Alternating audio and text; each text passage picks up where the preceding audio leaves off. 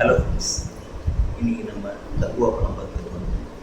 So அதை பற்றி என்னோட நியூஸை பற்றி சொல்லுவோம். படம் செம்மையாக எடுத்திருக்கிறாங்க. ஒரு ஹாலிவுட் தரத்தில் படம் எடுத்திருக்கிறாங்க.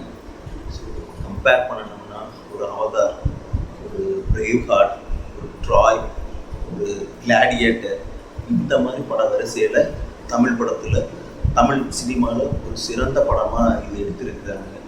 சூர்யாவாக இருக்கட்டும், பாபி தேவலாக இருக்கட்டும், கூட நடிச்சிருக்கிறவங்க எல்லாருமே செம்மையாக பர்ஃபார்மன்ஸ் பண்ணியிருக்கிறாங்க. கேமராவாக இருக்கட்டும், செட்டாக இருக்கட்டும், டைரக்ஷன் சான்ஸே இல்லை, அருமையாக எடுத்துருக்கிறாரு. இங்கே தான் இருக்கிறதுனால இந்த சிவாங்கிறது யாருக்குமே தெரியாமல் இருக்குது. முன்னாடி அவர் எடுத்த சில படங்கள் சரியாக போகலை, பட் இந்த படத்தில் பிச்சு வந்துருக்கிட்டார். ஸோ படம் முழுக்க குஸ்பம்ஸ் மூமெண்ட் தான்.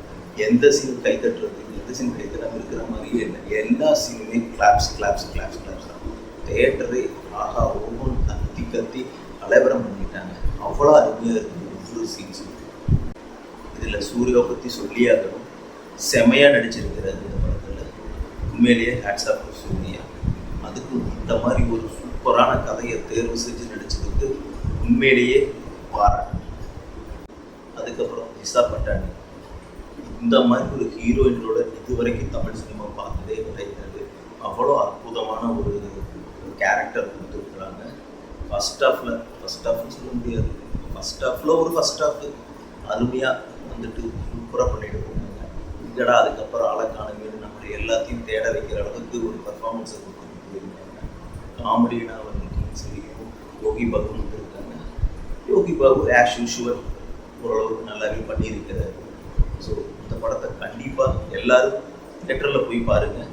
ஏன்னா எல்லாருக்குமே இந்த படம் இப்படியெல்லாம் சொல்லணும்னு எனக்கும் ஆசை தான். ஆனால் என்ன பண்ணுறது, படம் சரி அதை விடு. சரி, உண்மையான ரிவ்யூக்குள்ளே நம்ம போகலாம். படத்தில் பிளாட் கதைன்னு சொன்னோம்னா கடைசி வரைக்கும் பார்த்தேன், எனக்கு கண்டுபிடிக்க முடியல.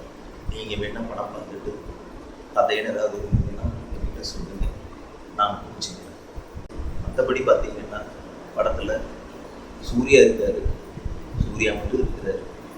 அதுக்கப்புறம் பாபி தேவல் வந்தார், ஒரு சின்ன பையன் வந்தான். அப்படி இப்படின்னு போயிட்டு இருக்குது. ஃபஸ்ட் ஹாஃப் எப்படி போச்சுன்னே தெரில. படம் முழுக்க கற்றுன்னு கத்திகிட்டே இருக்கிறாங்க. ஹீரோவாக இருக்கட்டும், வில்லனாக இருக்கட்டும். பத்தாத்துக்கு டிஎஸ்பி வேறு பின்னாடி இருக்குது. பூயின்னு கத்தி கூட்டிகிட்டு இருக்குது. என்ன தான் சொல்கிறதுன்னு தெரியல. இதை எப்படித்தான் இந்த படத்துக்கு கதை கேட்டு ஓகே பண்ணி நடித்தாருங்கிறது சுத்தமாக புரியலை. ஏன்னா எல்லா சீனுமே மொக்கையாக கலோக்கியெல்லாம் சொல்லணும்னா ஒரு இன்ட்ரெஸ்டே வரல. பல படத்தை பார்த்து எடுக்க ட்ரை பண்ணியிருக்கிறாங்க, பட் அந்தளவுக்கு கனெக்ட் ஆகலை.